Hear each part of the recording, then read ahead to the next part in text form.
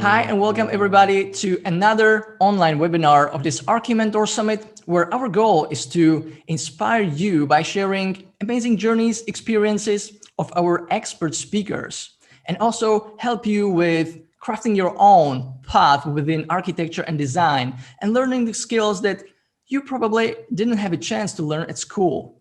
My name is David Drazel. I'm the founder of sketchlikeanarchitect.com, and I'll be your host for this whole virtual summit.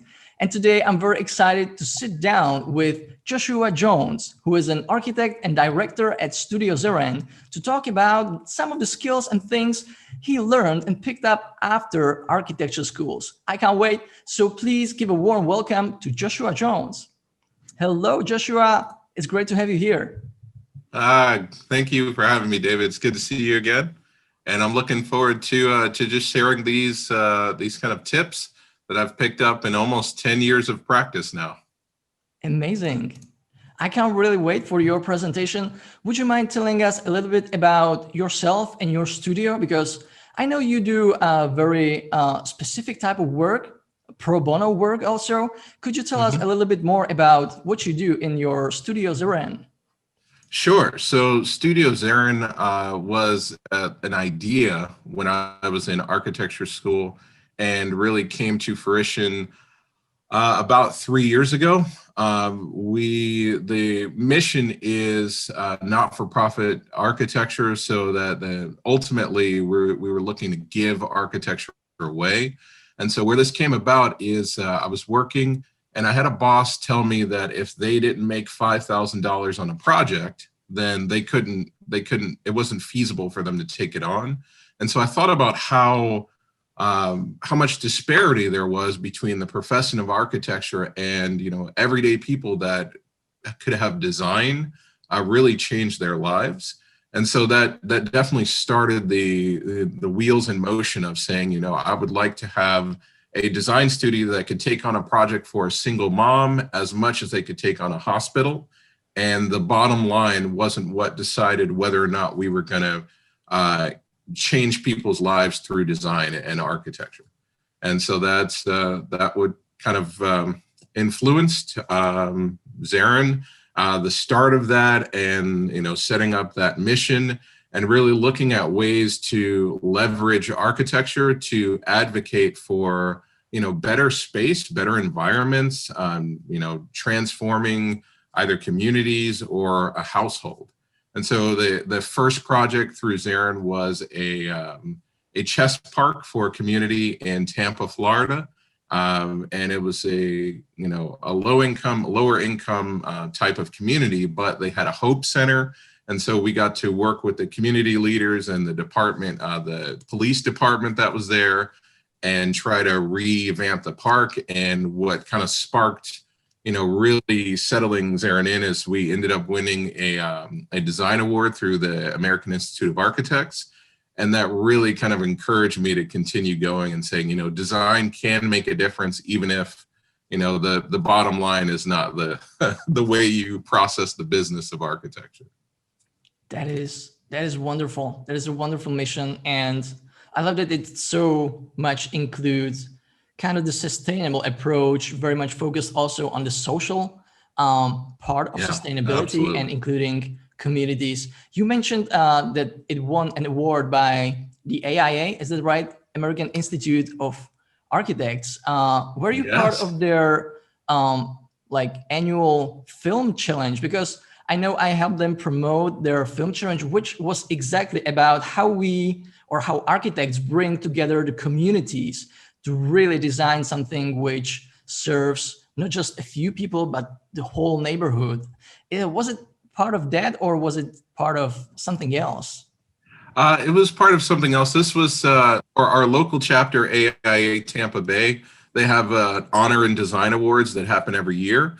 And so I think that's a great venue for just, opening up awareness, at least within our architecture community, about the kind of projects we're getting involved in. And so I think just about every year we've submitted for an award, not for the recognition side, but just to be able to present, hey, this is what's going on in communities that, for the most part, architecture doesn't necessarily touch. Some communities that can't afford to hire an architect. So the advocacy side of our mission is really to go in and say, don't worry about writing a check or, all the other things that need to go along with architecture. Tell us what your problem is. We're hoping to be engaged in solving it. And then we'll be concerned with any kind of funds once it's a real project. But there's ideas are kind of this free currency, if you will, that we can share. And so we're not trying to undercut the value of architecture, but we're trying to actually disseminate the value of architecture, thinking of problems in a different way, seeing limitations as opportunities. And so unfortunately, we weren't a part of that event you mentioned, but we're definitely keeping an eye on AIA events to look into how we can, just continue to get involved and maybe shine a little bit of light on communities that are otherwise being marginalized.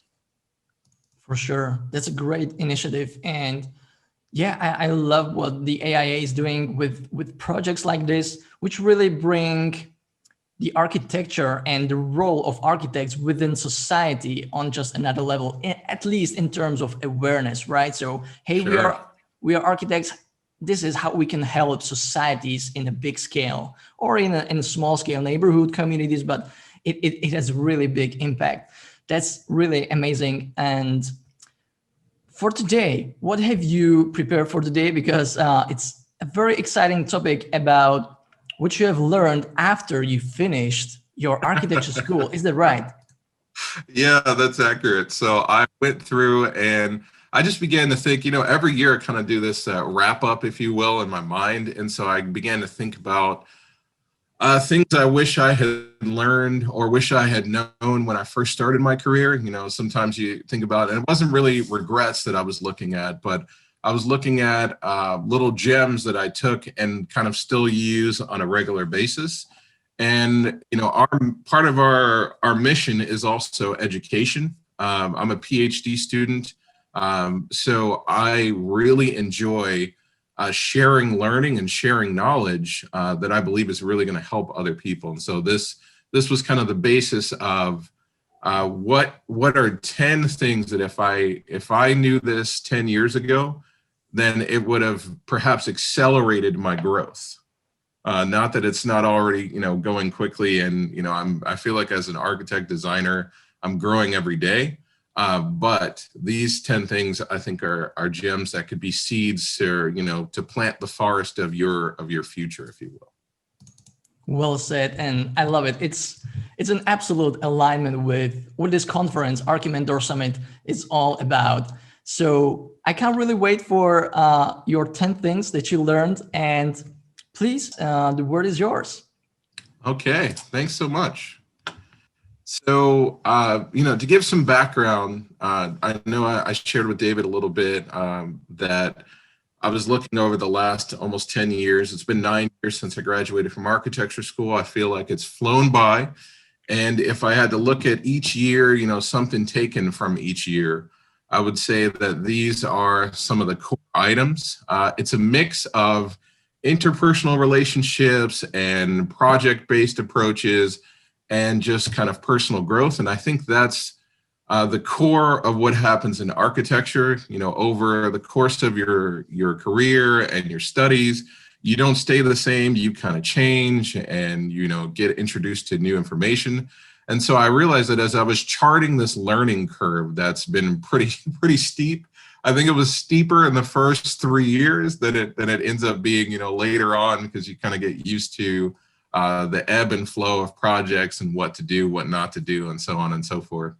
But as I was charting the learning curve, I said, what are waypoints along this learning curve that I really grabbed onto and held? And so without further ado, we'll just get into these points and see what you guys think. Definitely open to, other ideas, and I'm kind of drawing more into my experience every day. And so adding to this list, but I would also encourage you, wherever you are in your career, just look at each year and see if there's a lesson, a healthy lesson you can take from each one of these. So the first one here is to pace yourself. And so what I mean by this is I heard this great quote by a guy who was it was one of my friends went into an Apple store to get his, and I'm not I'm not promoting Apple products, but he went into an Apple repair store to get his iMac fixed. And he heard the guys say that he went on a 10,000 mile bike ride across America. It took him, a few months. And so he asked, "What did you learn?" And the guy said, "Well, effectively, never underestimate what you can accomplish over a year, and don't overestimate what you can accomplish in a day." And so I think this idea of perspective is one of the first things that can really help, in terms of, specifically in architecture, in terms of goal setting. You want to have what's called SMART goals. They're specific, they're measurable, achievable, they're also time sensitive, and they're realistic. And so that I think is a challenge in itself. If you can begin kind of goal setting, whether it's short term or long term, and pace yourself throughout the day, then you kind of manage your energies as you go through the processes of architecture. And so that's whether or not you're in school or you're working in a firm. I think it can happen both ways. And then the second one is going to be to find yourself a mentor. And so I titled this as Brace Yourself, because really you're laying a foundation for tomorrow as you work today. And so while what you do today doesn't necessarily determine your tomorrow, the people that you have in your life, since architecture is really that business of people, can really help to brace you for what's coming your way. So a lot of people didn't see the current health environment coming, and that caused a lot of issues. But what I find is leaning on interpersonal relationships in a healthy way can actually, assist you through times of trial and trouble. And so for instance, when I graduated from architecture school, it was 2011. And 2008, 2009 was a big recession, and architecture was kind of, in the Southeast United States where I was kind of the last to get back on its legs, lagged even behind construction. And so what was really great is I found a retired architect as a mentor, who had, more years of experience in architecture than I'd been alive.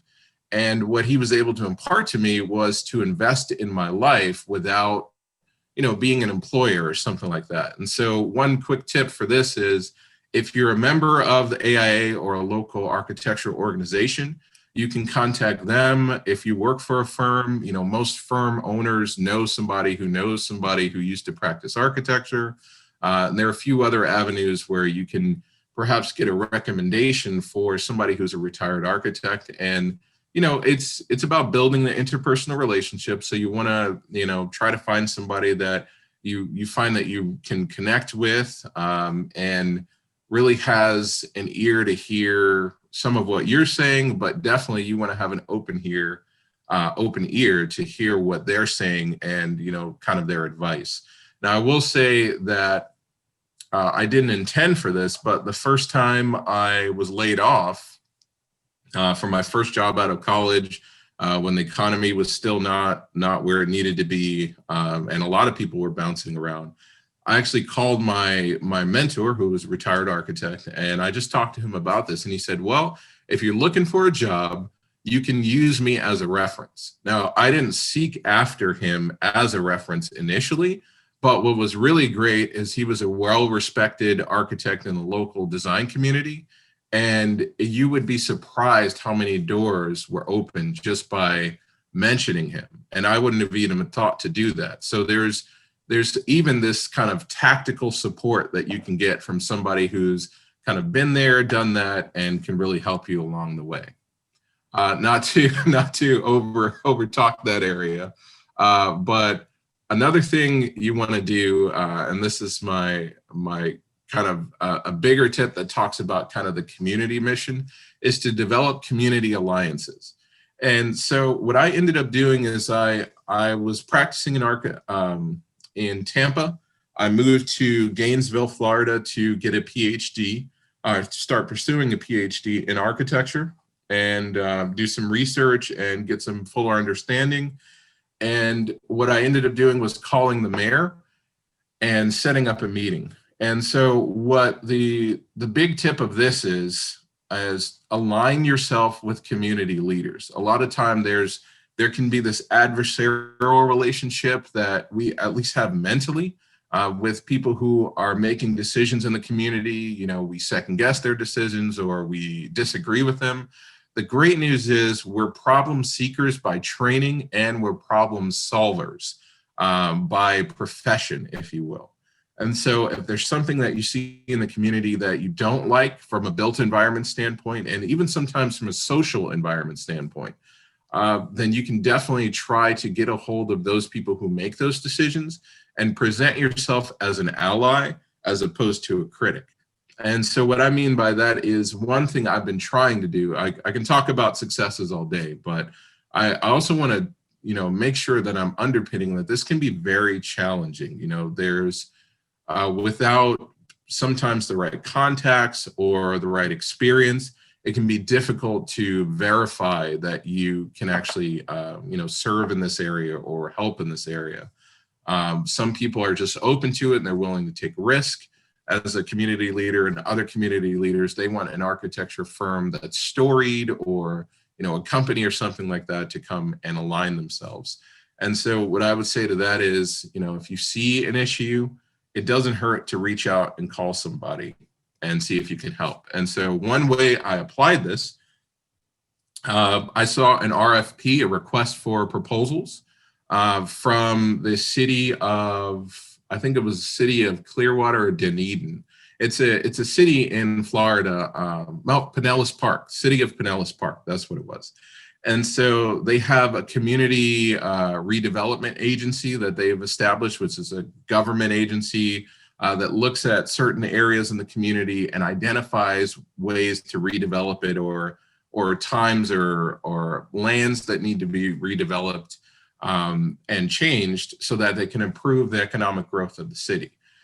And so I read through this RFP and I said, you know, what I'm seeing here is the standard way that, you know, a lot of government agencies here in the States do the RFP is they have a Google snapshot of an aerial image of the property. They have a bunch of demographic information and they'll have, you know, address, and then they'll say, this is the kind of project we want. We want a multi or mixed use development that keeps this street and removes that one and has all these kind of business components and so on and so forth. And so they set economic targets and geospatial targets.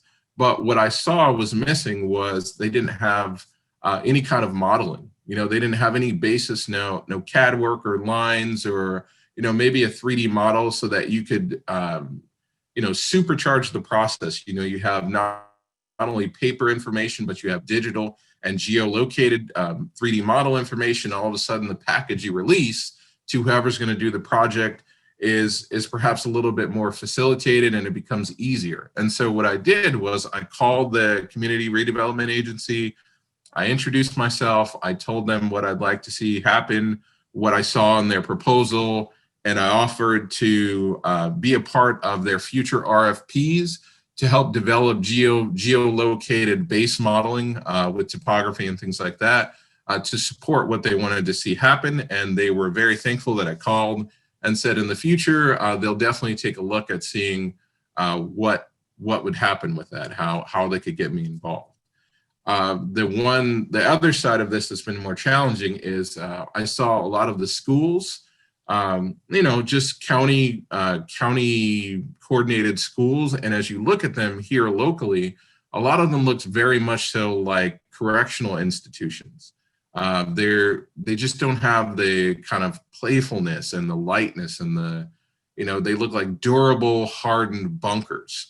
And so, you know, my goal then was to get a hold of the superintendent of public schools and just present myself as an ally to help with a potential redesign, you know, creating a module or a model for forward thinking on education facilities. Now, the truth is, I have previous experience working with public schools, designing schools. I worked at a firm that did that. So that definitely helps, but I haven't had the same success as with community redevelopment agencies.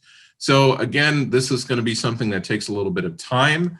It's definitely going to be challenging, but it's also very rewarding to make sure that you're inserting yourself as a potential problem solver for community leaders that already have a bunch of things to do. And sometimes they just need help as opposed to criticism and critique. And so for the next area here, I would definitely say volunteer. I had the privilege to, in my first job, to lead our volunteer initiative. There was a local, shelter for families that were homeless, and it was a few blocks away, but nobody in our office had really even considered kind of going and volunteering time. And although we didn't technically, volunteer architecture services, the company ended up getting a contract to build, it was a design build firm. So they got a contract to build that facility that was going to house even more families for this location. It wasn't necessarily associated with our volunteering, but we were able to maintain a presence there. And so what I took that as was, you have to actually take the time. I got the opportunity to volunteer while I was still working. So effectively, I would go on my lunch break, and then when I think they saw that I was sincere about this, other people came, and then it turned into you could volunteer, get paid effectively to volunteer, which is, I don't know the legality of that, but I definitely got paid, on a work day to just go out and volunteer. And so I find that there's a internal reward from just volunteering your time. And for me, it was the gem I took away from making a difference doesn't always look like getting a paycheck or, some exchange that you can quantify. But I think it definitely makes a case for being in architecture, which is it's a social practice, if anything. Making a social difference in your local community just by volunteering. And you get to learn a lot about how other processes work. I feel like my architecture brain is always, processing my environment. And so, seeing different demographics of society and seeing, struggle on people's faces and, kind of supercharging my desire to remembering what I had in school. I came into architecture to actually make a difference in the world. I think as perhaps we all do, not just for interest, but to make that difference. And sometimes just with sweat equity, it's just with your, your sweat and tears, if you will. So for this next one, I effectively, this is about plotting your course. And so I want this really to be an encouragement.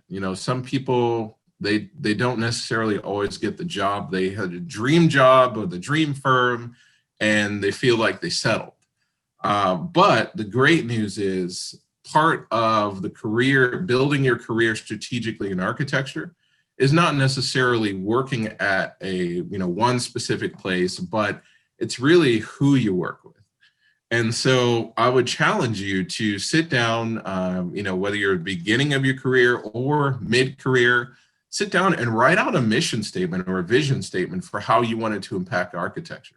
What's really sad is I had the opportunity to work at some firms where I asked people this question.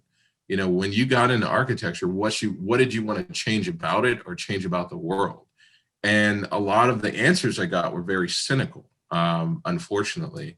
And so, that really encouraged me to remember what my overarching, mission or goal was. And I think that really helps, chart your course through certain times. And so what I found was a fantastic tip is to do this, sit down, chart out, the big vision. I wish this could happen, or I hope this happens in my career. And then try to identify the types of people that you would need to work with to get that going. So for me, it was, I knew in architecture school, I wanted to run my own firm. Don't necessarily ask me why this started, but for some reason, I had it in my mind that, as an architect, getting to the point where you could run your own firm was going to be the way that you could begin to impact the community. You could volunteer and give away and make decisions that weren't just about business, but they were about to the betterment of people. And so I started interviewing. I wrote a paper on it, and I started interviewing licensed architects and people who were firm owners that knew my professors. And that's where I began to identify the characteristics of people I would really want to work with, those who had great business savvy, even if I didn't agree with all their business decisions, the business of architecture is a very challenging facet. And so those people who have mastered the business of architecture, it really is helpful to kind of get some insights from them. And then if you want somebody who's just a very great designer, you really think that this is the area I need to learn about design. Well, identifying those types of people may take you out of trying to figure out exactly what firm you want to work for, but it's the people you want to work with. Ultimately, I had the opportunity to work for multinational architecture firms and even small firms that were local to my area.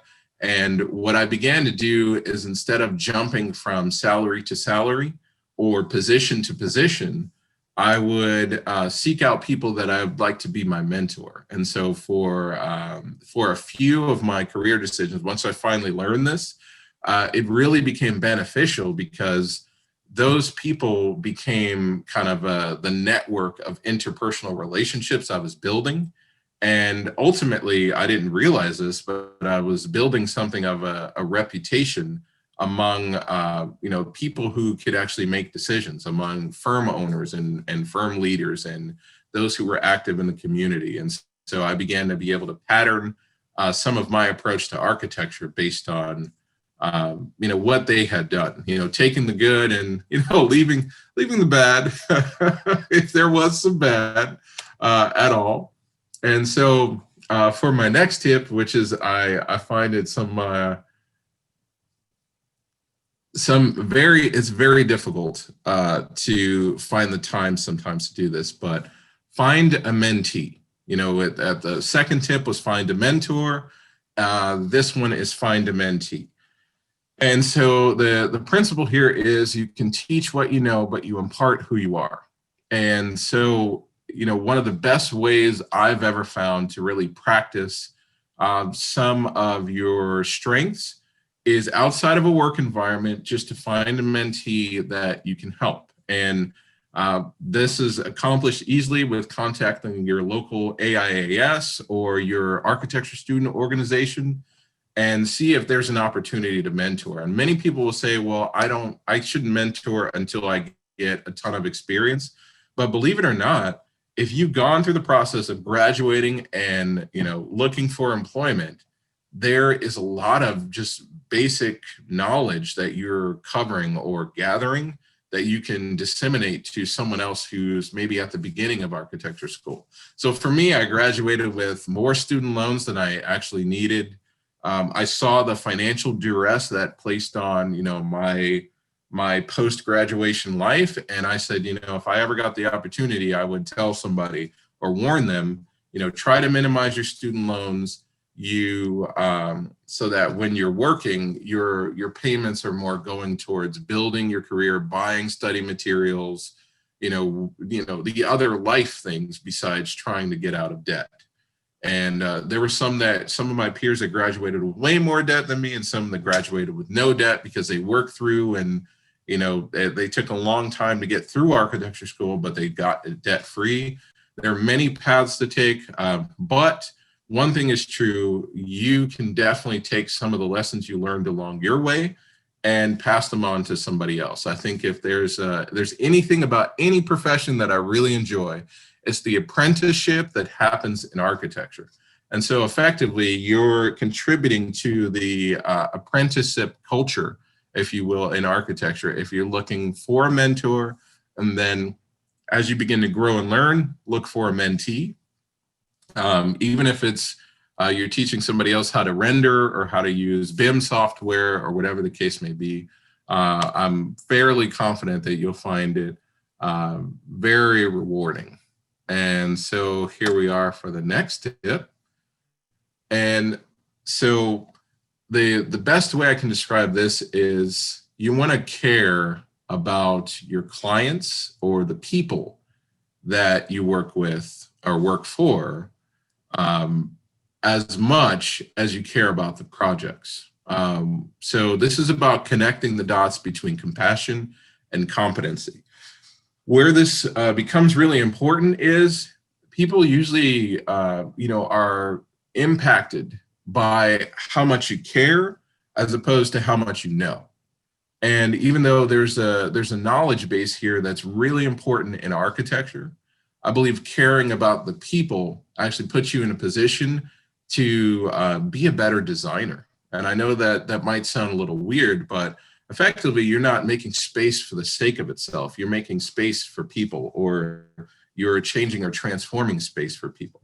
And so when it comes down to it, I know that there have been decisions that I've made as a firm leader and then also as a designer that were based on caring about people as opposed to just caring about, well, whether or not we get the project. And that's, I believe, over the course of your career, you'll find that this opens up a lot more opportunities than just going and having a bunch of successful projects, but your interpersonal relationships between, let's say, you and a client or you and a client representative, they're not very good because there's some kind of contention there or even tension, if you will. It's not perfect. I don't think any interpersonal relationship, you can't control every part of it, but as much as it depends on you, you can make somebody's day just by asking them how they're doing and really caring about how they're doing. Or, remembering that, a client came in, they talked about their son going off to college, it's building a relationship that's based on realizing that you're individuals that can share your lives together, and it just doesn't have to be about work. Now, this is not me saying that you want to be everybody's best friend. I can definitely tell you, as somebody who's critical and very opinionated myself, and very specific about my visions, I don't always rub people the right way, if I can use that phrase. But I can say that sincerity and compassion go a long way towards kind of just building bridges between people, and not just your firm or you working on a project. I don't want to belabor that too much, but I definitely think that's important. And so wrapping up to our final points here, this gets more personal. Be kind to yourself. And so I can definitely tell you, I am not a psychologist, but having read some of the, kind of introductory books to kind of this idea of self-care, and also being married to a medical professional who deals with a lot of, as a doctor, she deals with a lot of very tough situations and, very high standards and very high demands on her time and on her mind and on her, even her physical person. One thing, I've definitely learned from her and learned from the profession of architecture is to be kind to yourself and to practice positive self-talk. So this is not to say that if something's going wrong, you convince yourself, if you've ever seen that meme of somebody standing in a burning room saying, everything's going to be okay. This is not that specific, communication here. It's more like saying, we can be very hypercritical, and we can be have very high standards as designers and architects. And sometimes you just need to kindly just say to yourself, you did a good job.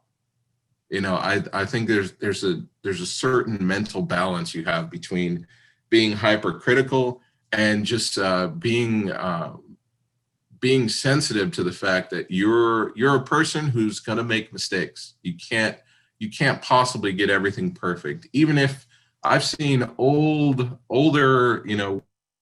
architects make a spelling error on a set of drawings that you catch or don't catch and it goes out the door. Those kind of things are going to happen. And I've made many errors, especially as I was growing in putting together construction documents or renderings or whatever the case may be.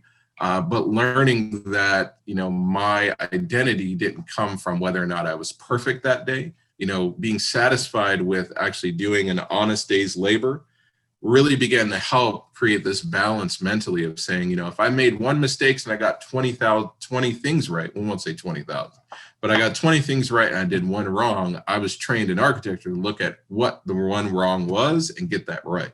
If the model's crooked or something like that, it's a big deal, but ultimately recognizing or acknowledging the 20 things you got right gives you kind of this balance. I know this is an area where in these times with some of the health concerns that are going on, a lot of people are enduring mental fatigue.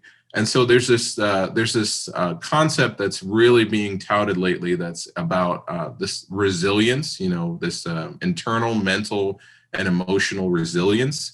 And so this has been presented by a psychologist friend of mine who has been, starting to speak to medical professionals who are dealing with a lot of tension and stress about the idea of, the internal dialogue that you have with yourself.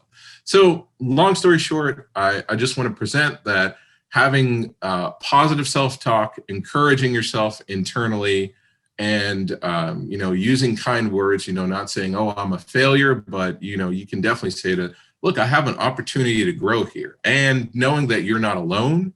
Other people are going through the same thing. Other people have gone through the same trials and tests and tribulations in the crucible that is growing in architecture. So you can definitely find ways to kind of cope with that or grow out of the areas where you're struggling. Just by being honest and open and, finding other people that are there to help you. So the last two, this one is, I want to say you deserve it. Take a day of rest, 1 day a week. I did not learn this. I used to work seven days a week, and it was likely that it was going to be like 12 to 16 hour days. And if I wasn't at work, I was studying for exams, licensing exams. And if I wasn't studying for licensing exams, I was building something to prove that I could design or I could detail or practice detail or designing.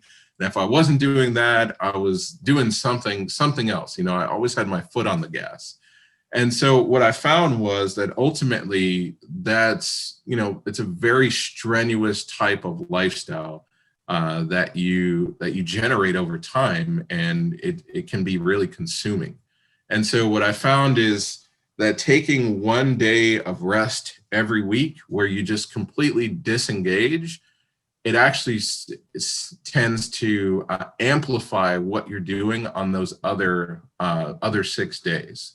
And so I say you deserve it is because there's an idea, at least in psychology, that giving yourself permission to rest can help you get out of those. They're kind of internal drivers that are like, you have to do this, you have to do that, you have to be on, you have to be learning, you're behind. There's so many other things you can kind of say to yourself, I'm behind and I need to catch up in 30 different areas. I'm behind in work, I'm behind at home, whatever the case may be. But if there's nobody else in your life saying you deserve it, you deserve a day of rest. So go ahead and take one.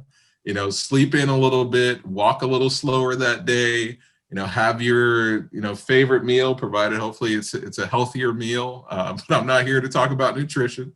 That's a whole different talk. Go for a walk, go for a run, go for a bike ride, something like that. Get out of sitting in a seat. I know for me, working as a designer, working in architecture, I could sit in the seat for 8 hours and not realize it. So get out and move around and just recharge a little bit. The last one is really fun. 6 by 30. I call it 6 by 30. I learned this tip as I was reading through some books. Not really about productivity, but just about, it was actually called The Architect's Survival Guide. And so I find myself doing a little reading here and there. But when I read this tip, it was to do 30 minutes a day of reading, 6 days a week. You'd be surprised how you can get so much accomplished. That's approximately 3 hours of reading time, if you will. You can get a lot of books read in 3 hours a week. And it doesn't seem like very much, but I know in the times where I've been busiest, that's where all of the hobbies that I cultivate in architecture school, like playing guitar or reading things that interest me or something like that, that's where those began to fall down. And so this is a practical tip on how to reincorporate some things you enjoy in your life to help you have a good balance. And so I definitely look to set aside about 30 minutes. I'll read either an article or a part of a book that's ongoing. I have a library. It's funny, I really enjoy buying books. And so I'll have a library of books, one about the universe and one about cheese and another one about maps. And so I find that I'll have this library and, I'll have read through, a little bit of each book, but ultimately I haven't completed any of those books. And while this is a bad habit, I was trying to break it and I would get busy. And then I found this tip and I said, you know what, that's fantastic. And so it's amazing how much progress I've actually made reading through books that I bought because I enjoyed the topic or I really wanted to see, whether they're on iBook or Kindle or a physical analog book. It's inconsequential. I've found that it's just been fantastic and fun to kind of rediscover things that I'm interested in by allocating just 30 minutes. And so it doesn't just have to be reading. You can use this for things like, I want to draw, or I want to improve my drawing skills. Draw for 30 minutes, 2 days a week or something like that. Whatever it is, doing little increments. I do this with writing. I try to write 5 minutes. 5 minutes a few days a week because I'm doing research in architecture, and so there's a requirement here for writing and reading, but it's definitely helping me make a lot of progress. So overall, hopefully these 10 tips have helped to kind of help you get out of the idea that there's only one way of growing your career. Architecture is a very individual process. It can be a bunch of joy, or it can be a stressful crucible. But these 10 things that I learned after architecture school are tips that I've used over the last almost 10 years, and definitely a lot of them I use every day and even every week to really help me chart this course in architecture as a firm leader, as a designer, as an educator, and then as a researcher, and just as a person. So thank you so much for coming to this specific webinar. I definitely appreciate the time that you're investing in this. And if you have any questions, definitely feel free to reach out and we'll connect. Thank you so much. These were so relatable 10 things that really very often, I think, come just after you finish your studies and you get into the real world, as they say, and you try to manage, as they say, multiple balls in the air at the same time. And Sure. I loved how very personal it was. And I mean, also with the focal point on social relationships and relationships with other people and building the network and finding a mentor and becoming a mentor myself. And really, really great tips. So thanks so much. I wanted to follow up on that because I know even though this presentation was great, it's not everything that you've got. You have also something great to offer to our attendees absolutely for free. Is that right? Yes, absolutely. So we launched our ZerenU and on Teachable. And so as a gift for attending this course, part of what we do is we train people in BIM. And so we have some Revit family packs that we're going to be giving one away for free. And so we'll share that code. It'll be ArchiMentor20. And once you enter that code, you'll get a free course. So thanks so much. That's amazing. Very, very generous offer. I'll make sure to include the link again under this video, so you'll be able to click it and get this BIM Revit families from Joshua for free. So again, the link will be under this video. And I wanted to follow up on your presentation with a couple of questions, because as I've said, it was really, really relatable. And I wondered, you told us about the 10 things you learned after architecture school, and I wanted to twist it a bit. And I know this is not prepared, so it's a kind of tough question, but can you try to pinpoint one skill, one most valuable skill that you actually did learn at school? Like, what's the one thing that now you really appreciated you had a chance to learn during your school years? Wow, that's a great question. So I would absolutely say the one thing that I value kind of the most from architecture school would be learning how to problem solve. If I can expand on that, it's to visually problem solve. So it took math courses before starting architecture school. And so that was about, numerical problem solving. But I think we both know architecture is not just about numerical problem solving. Right. Or be an accountant and definitely be good at it. But there's a visual problem solving component where you're kind of putting things together and communicating. And so I think that visual problem solving has been just, I value it so much that I sketch every day. Oh, I love to hear that. I love to hear, as you know, that's a great overlap with what I do and what I stand for and what I believe in and what I'm trying to actually bring back on the position where I believe it belongs, and that's analog sketching or freehand sketching. It doesn't necessarily have to be analog. We can use iPad and Apple Pencil and whatever, but really that skill of connecting your mind and your hands. Yeah. And brainstorming, developing that idea, iterating, seeing it from different angles, and problem solving, exactly as you said. So I love to hear that. And this is great. No one will believe us that this is not prepared. It's actually not.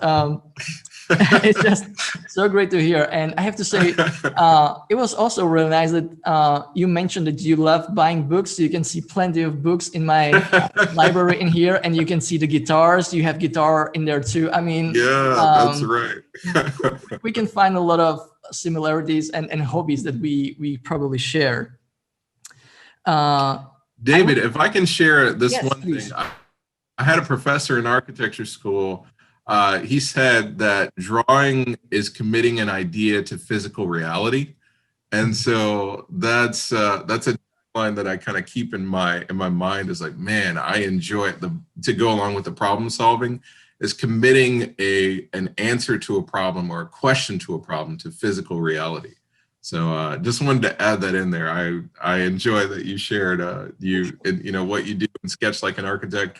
I've seen a number of the videos and I've enjoyed each one. It's like a Ching book comes to life in video. Appreciate it, and thanks. Yes, that's a great point from your professor. It really starts to come alive when you start putting your ideas on paper. It starts to get a little bit more physical and definitely closer to reality. Sure. I made a lot of notes again because your presentation was really relatable for me. And what I've already mentioned before is that I loved how you kind of connected the very valuable skills and things towards people in general. Mm-hmm. And you mentioned that architecture is for people, and we as architects we serve societies. We should be of service. And obviously architecture is basically, in general terms, a man-made space made for people. Sure. And I really love that approach, that we should care for people. We should care about people. And I wanted to ask you, because you've also mentioned the role of mentor and mentee in your presentation.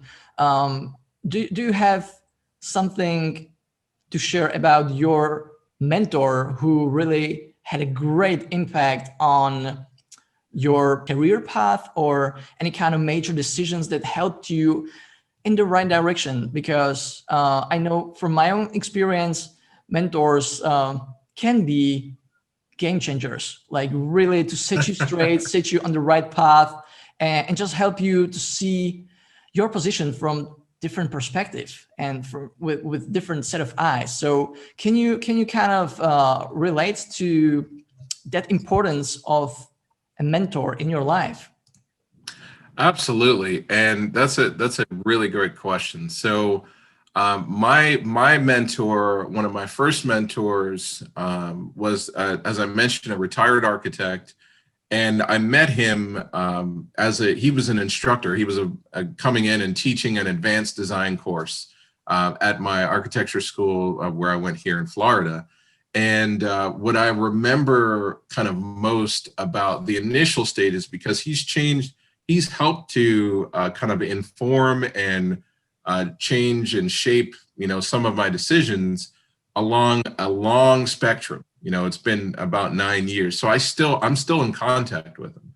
But I would say initially, as I graduated from architecture school, what he helped me do was to understand how to approach a career. I never took a course in architecture school that said, this is how you build a career in architecture. It's more like, they lay a good foundation and then you're responsible for the superstructure. Whatever happens, however far cantilevered you get off balance, it's up to you. And that's not any knock against architecture schools. But what I will say is the mentor helps to kind of rein in some of those things. So, he saw that in the first year, it did matter where I worked, but, working toward beginning to study how to, he helped me understand how to become a better designer and a better architect. So he said, read, in the evenings, read. In my evenings, I learned, you go, once you're done, you walk away and you rest and you go back. And he said, no, read. So even, that tip about 30 minutes a day, after you come home, if you didn't understand something at work, read about it.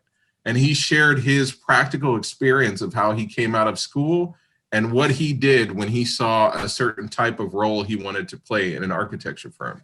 He would read about, mechanical systems. He would read about structural systems. He would draw them out. And so that was really helpful for him to give me practical advice. And that was when I first came out of school. And then in the middle of the career, when I'll be honest, I was saying, well, I kind of put the vision of being a designer or running a not-for-profit studio on the side. I was trying to get out of debt. And I was like, man, what do I really want to do? And so he would say to me, until you become an architect, somebody else is going to tell you what architecture is. So study for your exams and just focus on that. And so he would definitely help me in times where I wasn't really getting the perspective that I needed to just say, hey, you have some initial goals. Here's how you become, you get set free to make different choices if you finish this step and finish this step. So he definitely became that cool, calm, collected, objective person to say, hey, this is potentially going to benefit you. And I could trust that because, I never worked for him. So I knew he wasn't saying this because he wanted me to do something for him. He was only saying what he hoped would help me the best. I love it. That's a very fortunate position. But I have to say you were very proactive to actually get there. And it's a great example and advice for everyone out there who would appreciate someone guiding them a bit. Just be proactive, try to find your mentor. As Joshua suggested in his presentation, there are many different directions you can go. You can ask, you can reach out to your local architecture community. and so on. So I really like that.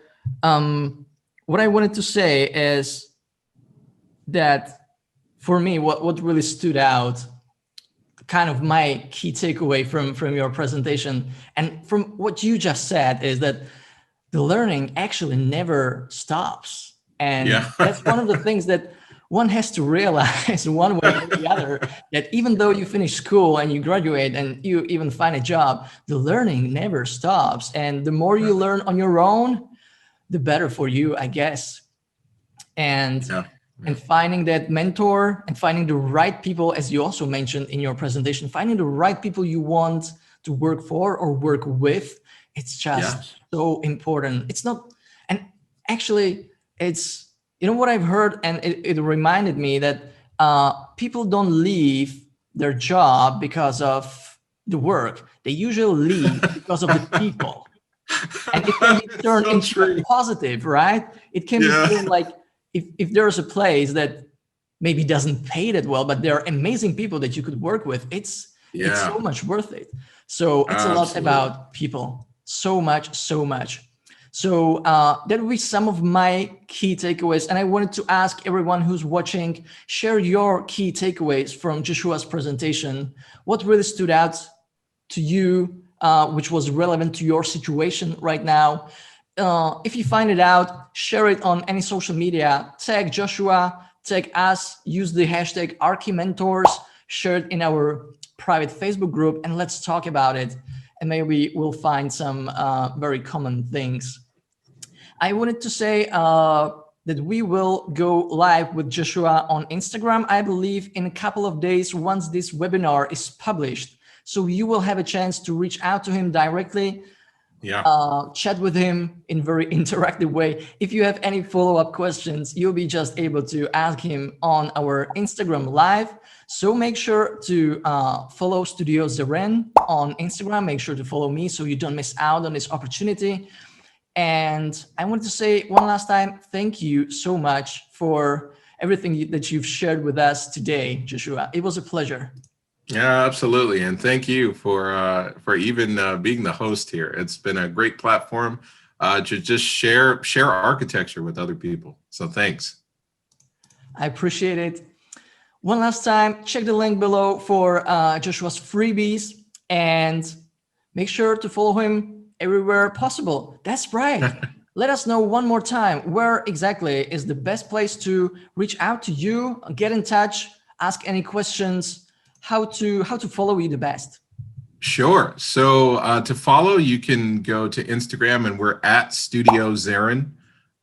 Or you can go to our website at www.studiozeren.org, and you can get a hold of everything that we're doing lately. Send us messages. We'll respond. I'll respond personally, and connect with us. Thanks so much. We'll wrap it up here. So thanks for watching. I hope you find it super useful. I know I did. Share your key takeaways and feel free to reach out to Joshua. Thanks again. We'll see you in another webinar. Take care.